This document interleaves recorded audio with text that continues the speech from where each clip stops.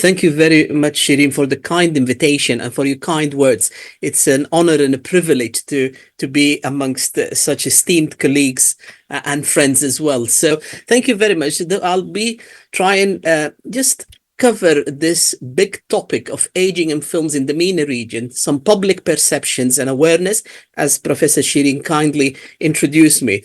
I'm a geriatrician, a clinical academic, but I've got a long interest in cinema. That started since my childhood, going to the Thursday movie night at the cinemas in where I grew up and lived in Khartoum in Sudan. So Shireen, you kindly mentioned my book, which was a collection of film reviews from 2003 to 2018. MedFest is a medical film festival where the platform is showing short films exploring health and illness. This is my friend and colleague, co-founder of MedFest Egypt, Dr. Mina Al-Najjar, as you can see there. As it happens, the 5th edition of MedFest happened in your venue at the AUC in Cairo in September 2023. So I will just be briefly covering some aspects or points for discussion in terms of education through film and cinema, the implications of cinema as a therapeutic tool. I'll just mention two theories. I will focus on dementia, care and family dynamics as portrayed in Arab cinema, honing onto quality of life. I'll mention some film examples, and I would like to share with you some paradigm shift in the narrative and the stories that are currently being told in Arab cinema, with some take-home messages at the end. We know that films have got the power of portraying the three-dimensional experience of health and illness using a biopsychosocial lens. Biological age, as the audience and the conference presenters and audience commented on the biological age, the psychological components of aging and aging well as the social dimension. And films have got that power. What can we learn from film? I think as lay members, public audience, we do reflect on the stories that are told in film. We empathize with those characters. They affect us on an emotional level. As well as films have got a significant use in terms of supporting the well-being of patients and their families and carers. I will talk about cinema therapy, as well as an undergraduate education. I will share with you this example of a course, a module, a student-selected module that I do with my students, first and second year medical students. You can see a group of them. The module is called Silver Hair on the Silver Screen, Narratives of Aging in Film. So I sit with a group of students every Tuesday morning, and after this session, I'll rush to sit with the students. We look at short films exploring aging, dementia, care. But I learned from my students that we must also embrace and highlight the attributes of successful aging and aging well. And this will be my session later in half an hour. So this experiment that I did with my students, I'm happy to share it with the references at the end, was published in the Journal of the American Geriatrics Society journal, the JAGS journal, in how we can use film to introduce the concept of a future of a career in geriatrics to undergraduates, medical students. How can cinema help us in terms of a therapeutic approach or intervention? When we watch a film, we go through several stages of relating to that particular film. We identify with some of the characters. We reflect on our own experiences and memories.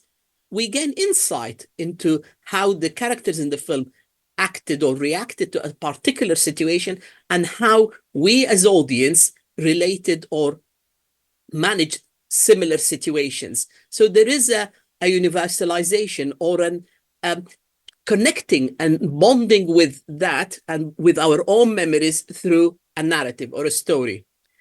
This multi-stage process has been reported by STAMS that it helps patients act positively towards difficulties in improving their own particular circumstances in terms of problem-solving strategies. We know more about ourselves, the concept of self-exploration and change, by reflecting or using films at a metaphorical level. World cinema has covered and focused extensively on the topic and the challenge, the public and health social challenge of dementia. We know of award-winning films like The Father from Florian Zeller 2020, which was it was an international, critical, and commercial success. Anthony Hopkins, the man in the film, the father in the film, who had dementia, won a Best Oscar for that brilliant performance. This is also, on a global level, The Eternal Memory is a documentary film from the Chilean filmmaker Maite Alberdi, who I was lucky enough to interview at the London Film Festival in October last year.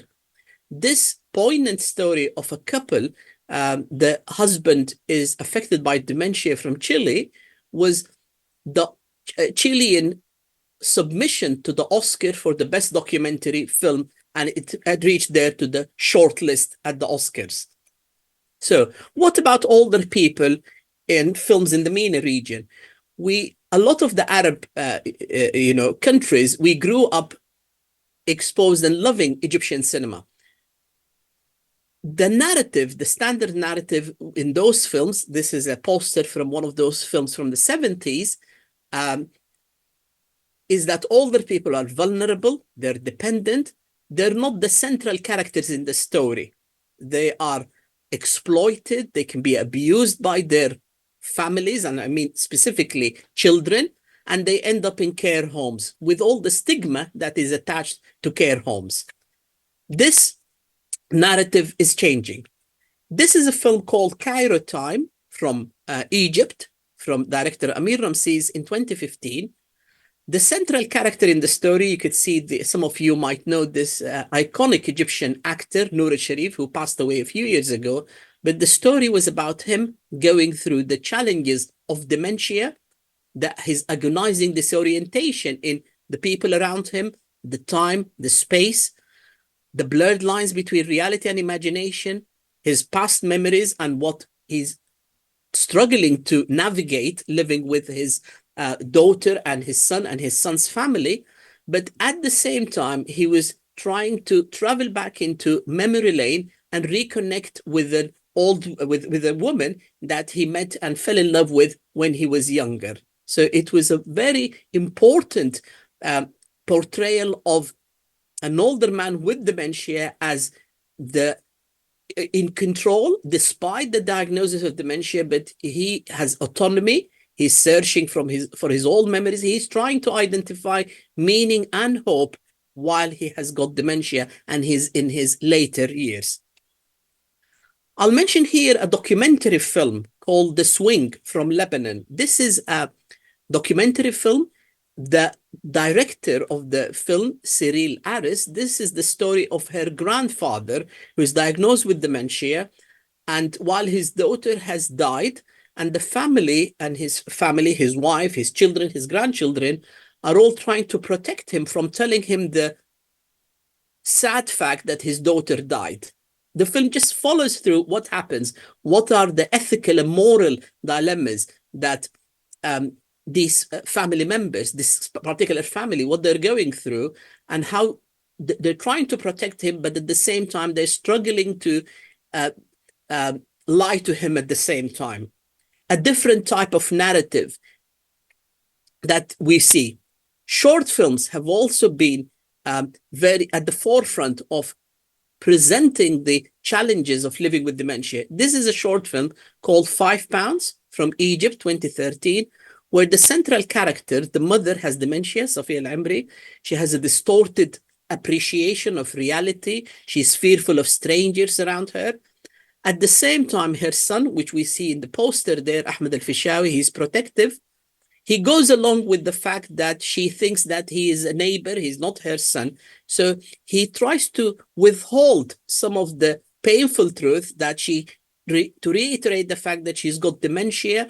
He goes along with the world that she lives in, with the imaginary world that she lives in. No confrontation, support, loving, and care. While we say that, there are examples of film which provided a narrative of what families go through. Again, a film from Egypt, The Carer's Burden, Coming Forth by Day, from Hala Lutfi from 2012. A mother and her daughter looking after their older, bedbound, dependent father with cognitive impairment. The film highlights that the women are the primary carers for older members of the family when they become frail and dependent. The burnout that happens to them, the isolation that this mother and daughter are facing, being stuck most of the time at home, caring for their respective husband and father.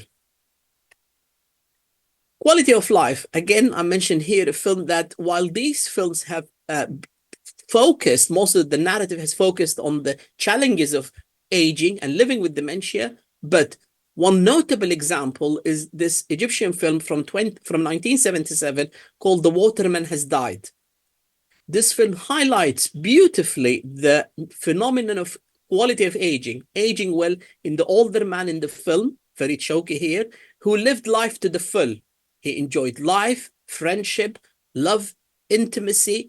He gave life lessons to his friend, the central character in the film, Izzat al-Alayli. Those intergenerational bonds were beautifully presented in that film. I will end up by saying not all the stories that we see have been stories of doom and gloom and burnout and misery. This short film from Tunisia, a film called We're Just Fine Like That.